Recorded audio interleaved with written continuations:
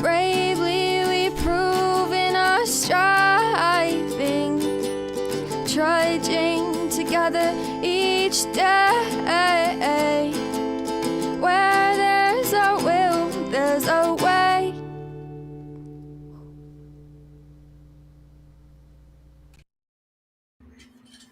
Good afternoon. Must be Saturday because I feel like I'm getting stuff done. Let me know if you can hear this fan. I got a new fan. Woo! I'm sure everybody's just been waiting. They've been waiting for me to get my new fan. There it is. Meet Mr. Lasco, my new #1 fan. Let's make it so it goes. There we go. That one. I don't like the back and forth. It makes it feel weird. Makes it feel weird.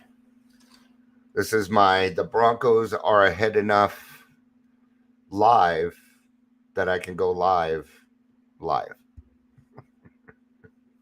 I know you can hear that fucking fan. I know you can hear it. That's not a quiet fan. Please let me know if you can hear it. It's kind of important. I can always set it up a different way. So, I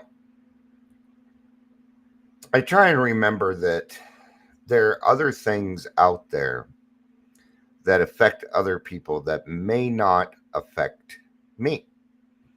There's a lot of things that go on that seem to infiltrate my life, even though they do not affect me as a person. And I think it's important that we understand that everybody is going through something, right? So just because it's not affecting me or not affecting you does not mean it is not a legitimate concern. Yeah. All right. Now we can take these various things that we are going through and we can find landing spots if we want to. We all got kind of the same feelings.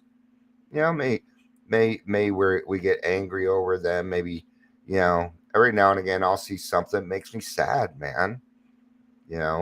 So, but we each all have these same emotions, and we've got to find a place where we can all start agreeing on some things, right? Amber, I would ask you if you can hear the fan, but you can barely hear me. So I'm not going to trust your ears. I'll find out on Monday because Monty will tell me. I can tell you that. Amber says halftime live for you. Halftime shower for me. All right. Well, she's going to be singing in the shower. That's what I do in the shower. I don't care fuck where I lived. Even in jail, I would sing in the shower. It's just got the best acoustics, man.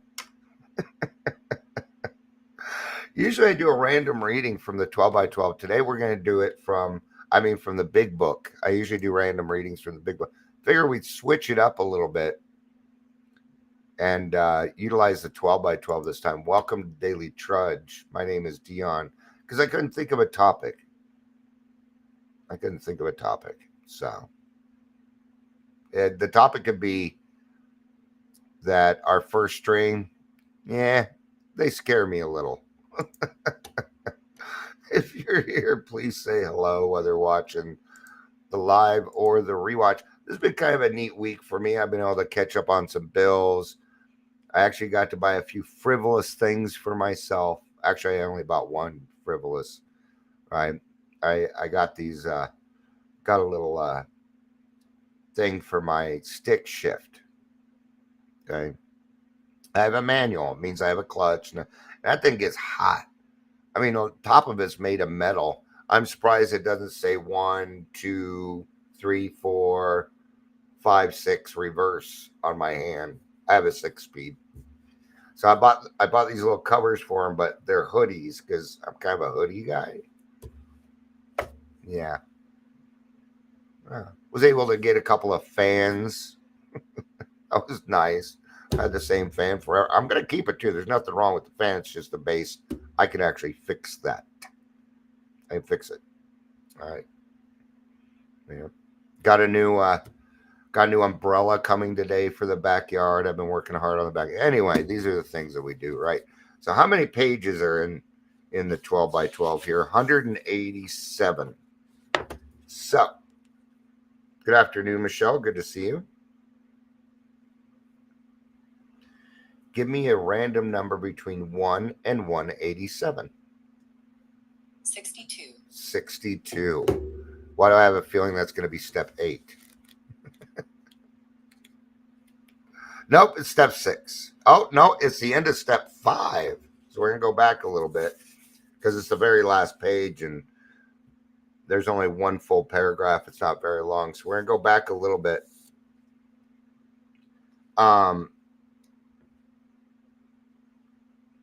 Let's go to 59. Let's go to page 59, middle of the page where it says hence. Where it says hence. We'll get started there. Watching the Broncos at 11 o'clock in the morning on a Saturday is going to screw up my whole weekend. I'm going to think it's tomorrow. I'm going to think it's Monday. All right. Did I say 59 hence? Yes, I did. Okay, so hence, it was most evident that a solitary self-appraisal and admission of our defects based upon that alone wouldn't be nearly enough. Here's the problem. What happens in my head isn't usually the best. You ever have a really good idea until it came out of your mouth and you wish you would have taken it back? Yes, those are the thoughts in our head. Let's remember that. Let's remember that all of our best thinking, even in our best moments, all right? Because I always came up with the best ideas when I was drunk. Not really. Not really.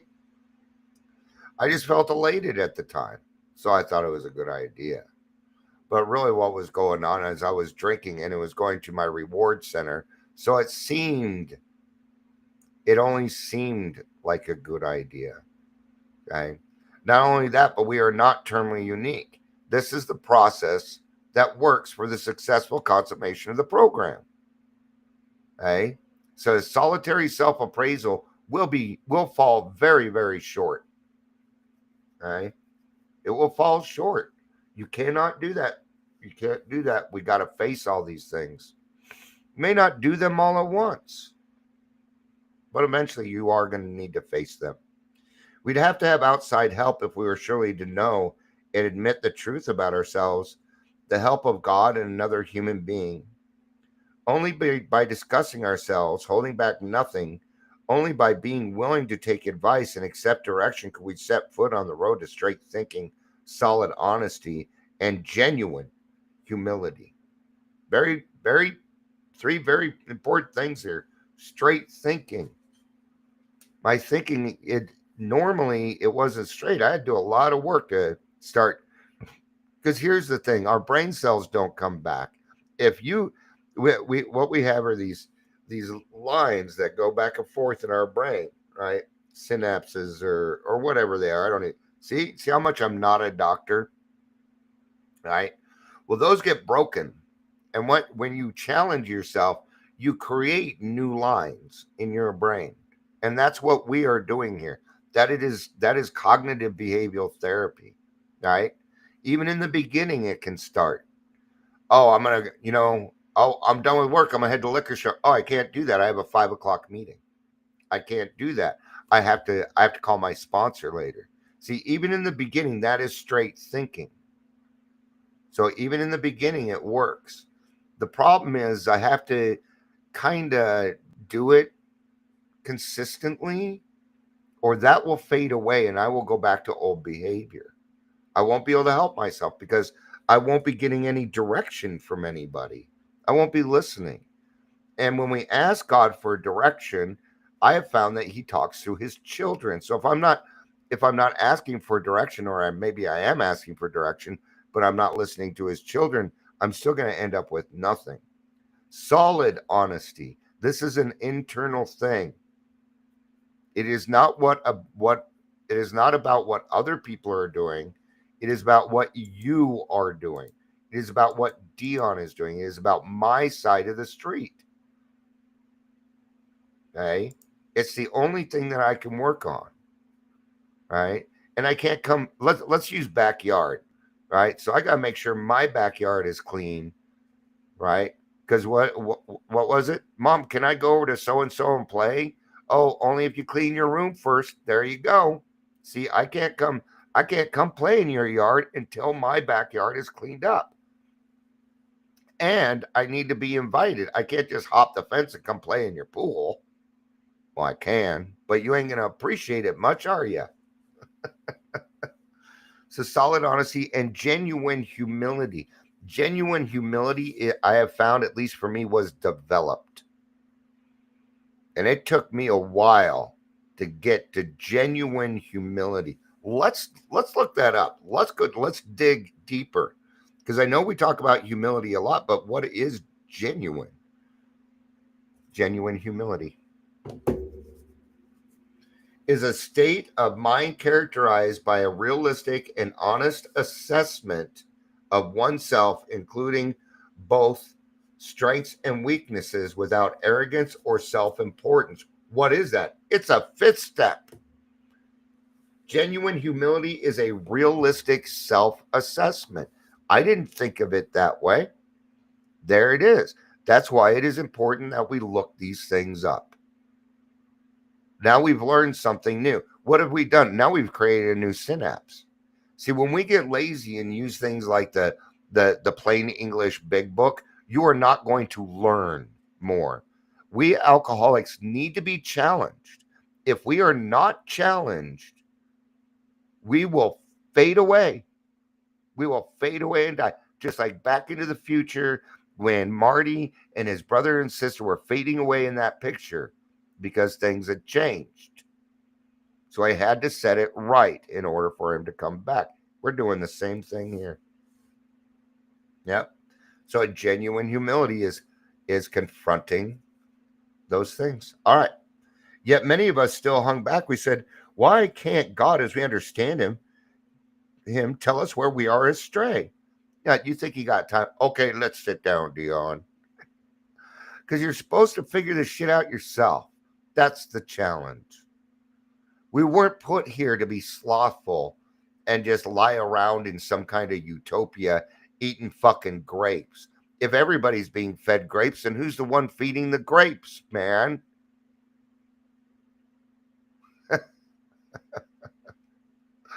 Alcoholics Anonymous is not a self-help program. It is a help yourself program. It's a buffet. So help yourself, right? So God's just going to come down and talk to you. Nah, he saves that for very particular people. I tell you now, God has never directly talked to me. I thought he had, but I was wrong. My intuition is God talking to me sometimes, but I do not hear a voice. I do not hear any particular straightforward message. It is for me to figure out. God gave me human will. He gave me my own will to make my own decisions, and he wants me to. And what he wants me to do is make the right decision based on what he's given me. That's the challenge. And it's what keeps us striving. Right? If the Creator gave us our lives in the first place, then he must know every detail where we have since gone wrong. Why don't we make our admissions to him directly? Why do we need to bring anyone else into this?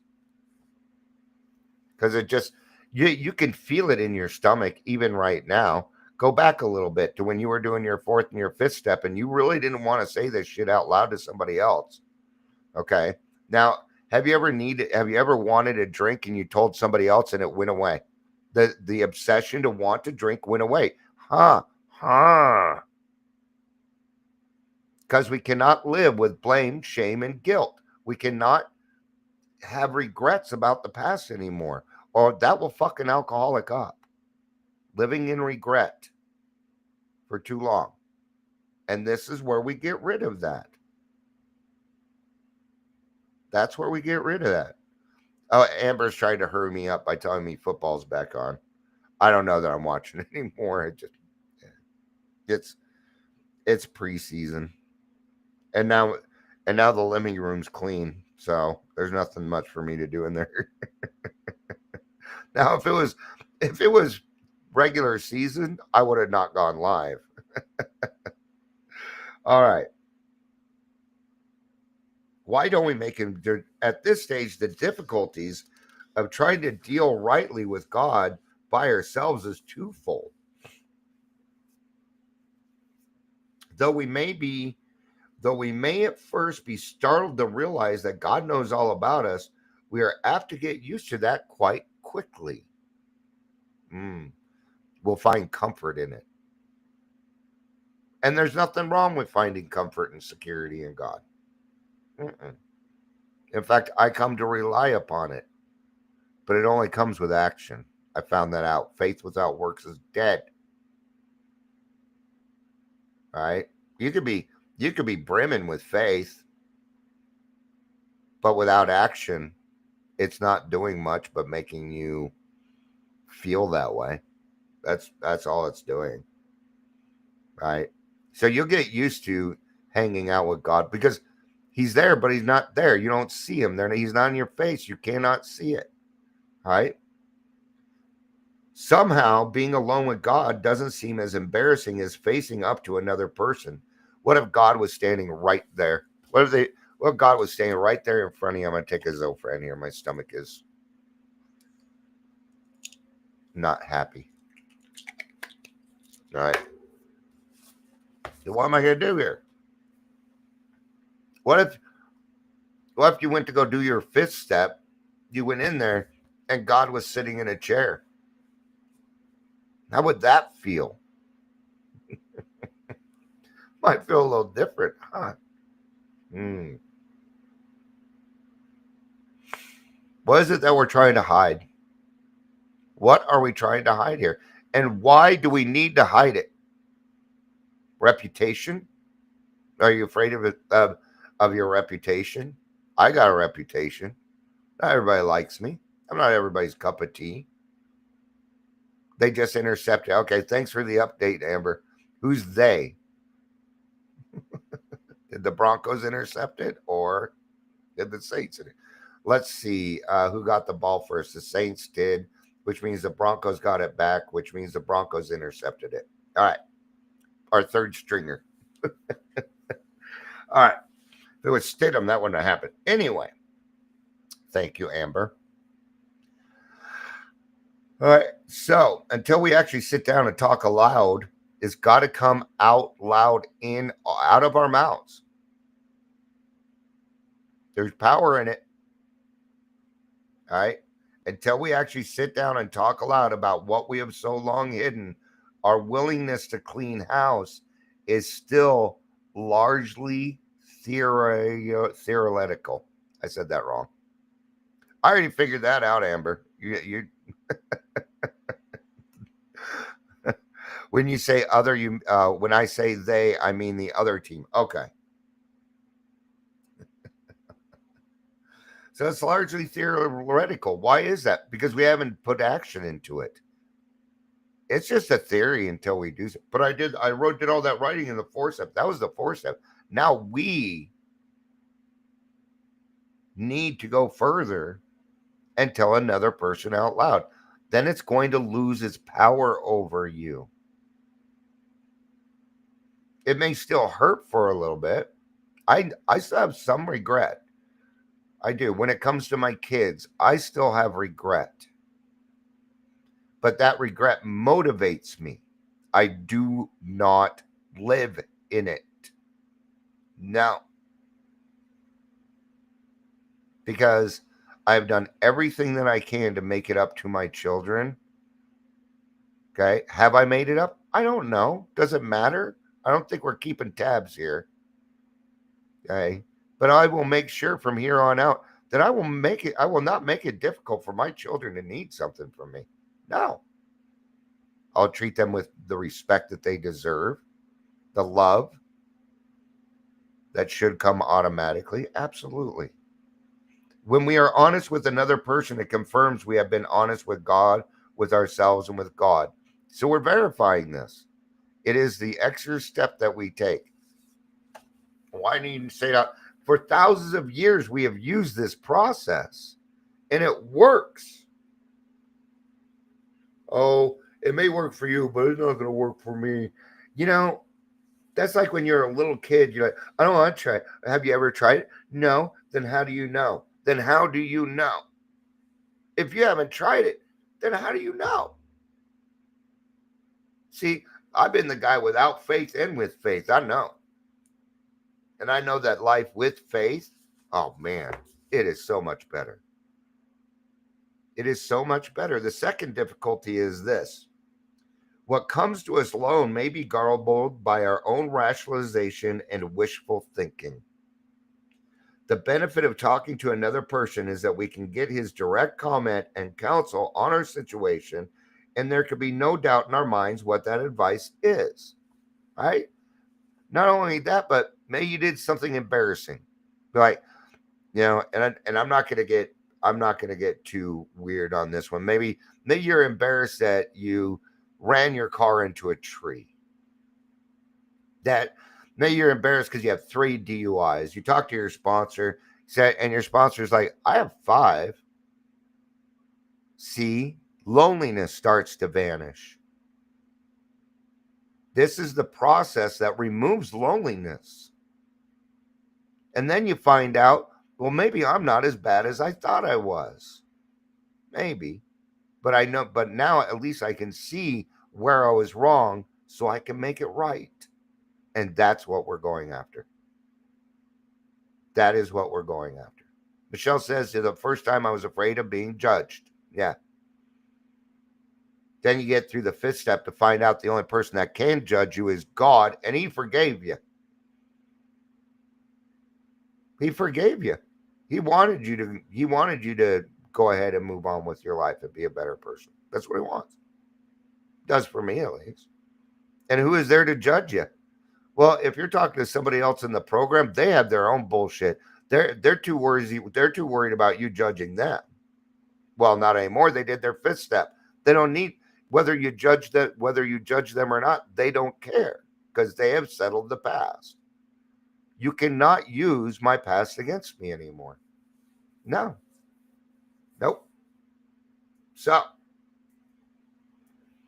going it alone in spiritual matters is dangerous. How many times have we heard a well-intentioned people claim the guidance of God when it was all too plain that they were sorely mistaken? I watch it happen a lot, actually. It's called the Abilene effect. And it is when a group of people get together and make a decision based on popularity and not the truth. It happens in recovery all the time because alcoholics want what alcoholics want. And sometimes we will go to any extreme to get it. And that even means having rules and regulations in AA. I mean, I've heard the gamut. Gambit, not gamut, gambit. It means I've heard it all. Because if I think back, even when I was drinking, I thought I was being well-intentioned. Well, if that's happening now, what? Just because I got rid of alcohol, suddenly I'm well-intentioned? No, it wasn't the alcohol that was the problem. It was my brain. It's this meat sack between my ears. That's the problem. A mental illness.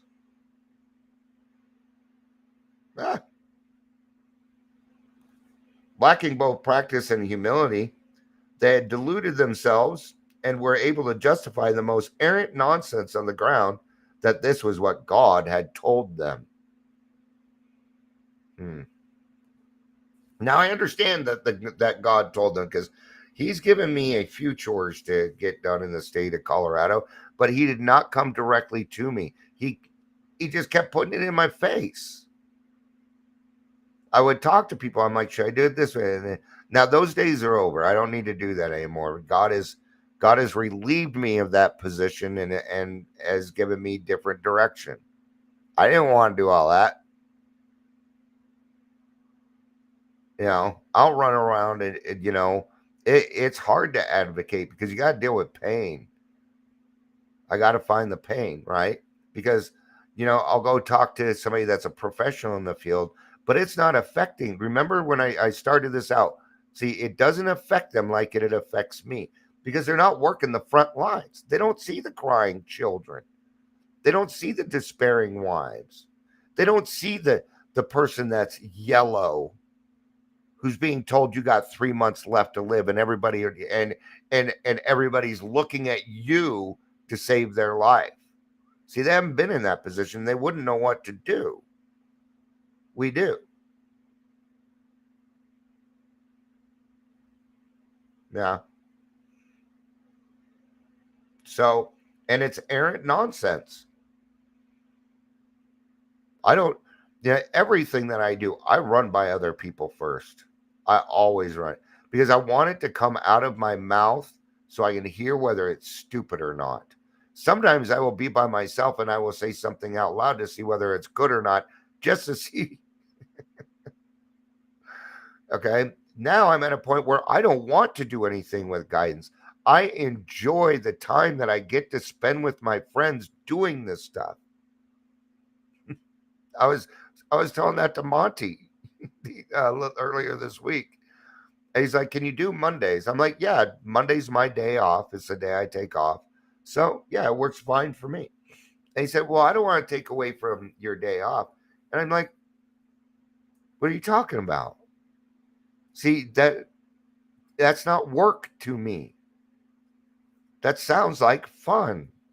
I want to do it on my day off." "Oh, you mean I have to sit around and spend time with some friends and listen to some good music and make my life better?" Actually, that sounds very enjoyable to me. I'm weird that way. I don't know why people take this as a job or that I have to do. I love doing this. I love running my mouth. I love being the center of attention. You bet your butt I do. That's partly why I do the daily trudge, so I can get my attention. All right.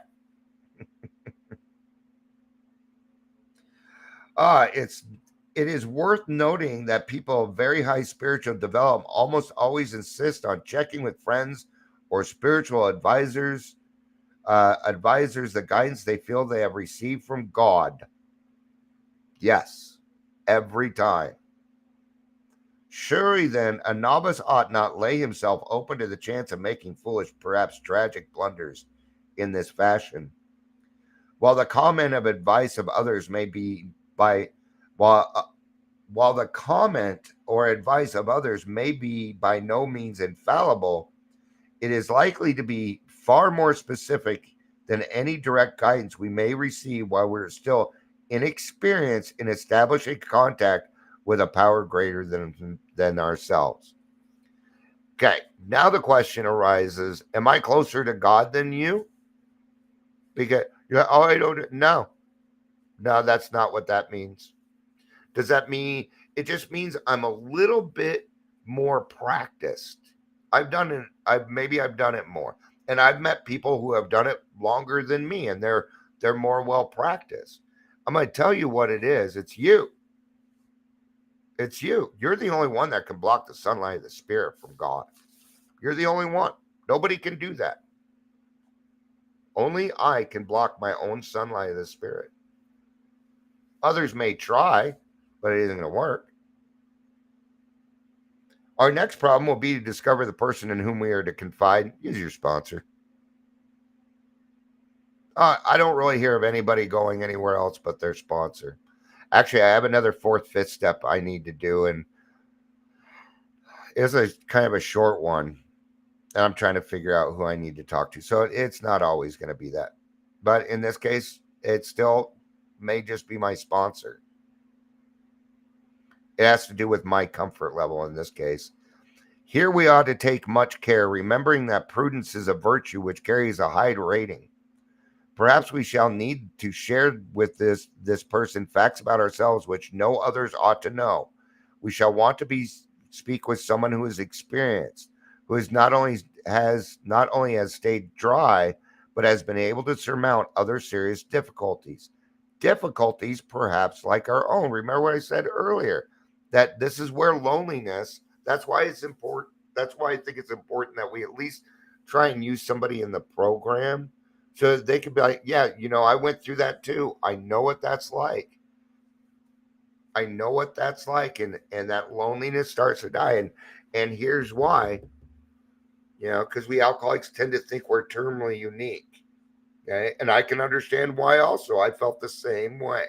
Even though I knew better, and I still felt terminally unique. It is my brain. It's diluted. It just doesn't think correctly.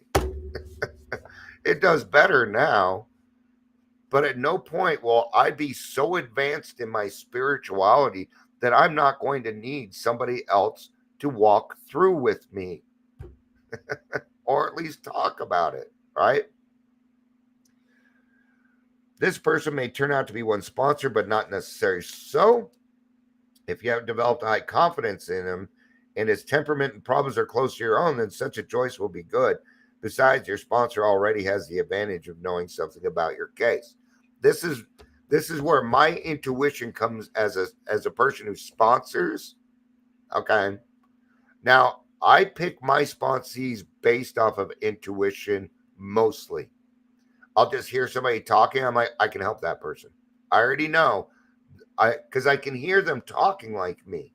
Well, what does that mean? It means that they may have done some of the things that I did. And therefore, I am qualified to walk through them with that because I was in the same place. Yeah. I love it. I love it that God gives me intuition when it comes to people. And it's like a siren. Being wee-oo, wee-oo, wee-oo, wee-oo. Perhaps so your relation to him is such that you would care to reveal only part of your story. If this is a situation, by all means do so, for you ought to make a beginning as soon as you can. It may turn out, however, that you'll choose someone else for the more difficult and deeper revelations. This individual may be entirely outside of AA. For example, your clergyman or your doctor. For some of us, a complete stranger may prove best. This is up to you. See, we're not even going to tell you who to do your fifth step with. It's going to be your decision. It's a personal thing, man. And you might do some for this and some for that. But the main thing is not to make any excuses to not do it. That's what we're going for here. We're done with the fucking excuses. They don't work. Okay? The real tests of the situations are your own willingness to confide and your full confidence in the one with whom you share your first accurate self-survey. Even when you have found the person, it frequently takes great resolution to approach him or her. Yeah? Thank God for sponsors. Thank God for sponsors approaching us and helping us get to that point. Just saying. All right. No one ought to say the AA program requires no willpower. Here is one place you may require all you got. Yeah. You have willpower. I have willpower. I have will, but alcohol, no. I don't. It's weird. I have willpower over a lot of things. I just don't. I'm like, the answer is no, and I'm okay with it. When I was drinking, the answer was no with drinking. I was not okay with it. And it's often I don't get what I want. I've just learned how to be okay with it now. All right. Happily, though, the chances are that you will be in for a pleasant surprise. When your mission is carefully explained and it is seen by the recipient of your confidence how helpful he can really be, the conversation will start easily and you will soon become eager. Yeah, because you're going to be lifted. You're going to be lifted right out of your fucking chair. You're going to feel really light. You're going to feel like you belong. Most of the promises, the 9th step promises, come true when you do step 5. That's when they start appearing. That's when they really, really get there.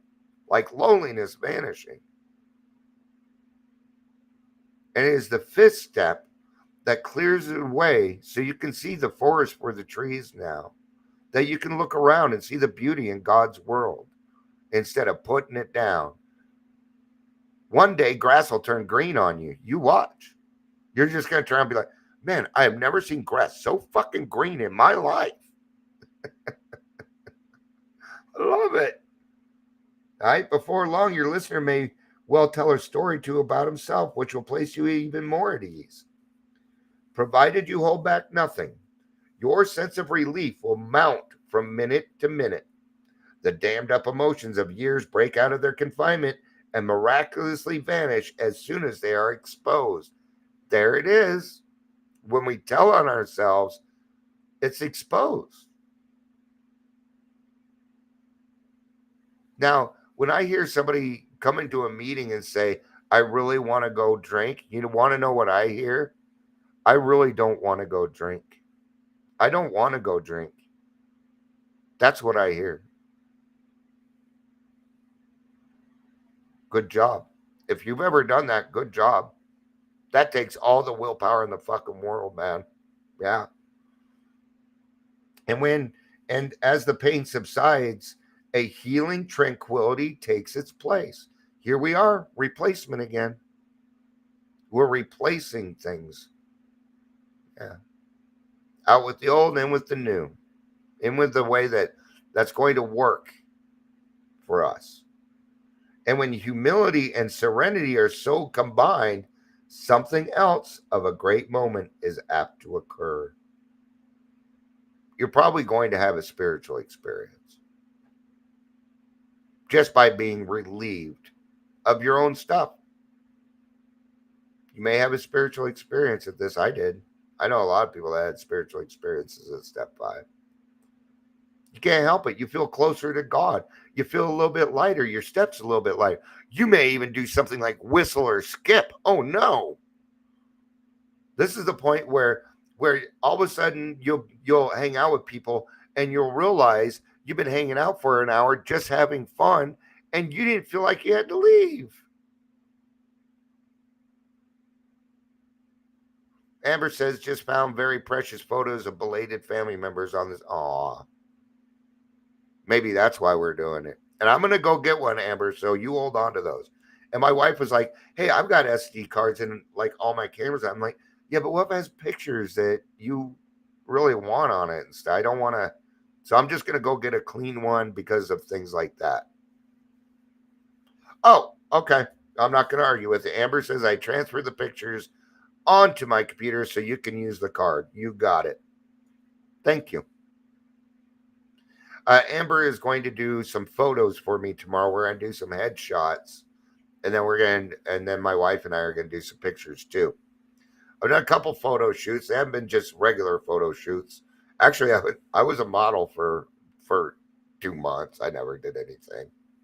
I don't think I photographed very well. It was suggested by a girl I had a huge crush on. That's why I did it. My other ones were kind of risque kind of photo shoots. I don't even know where those photos went. All right.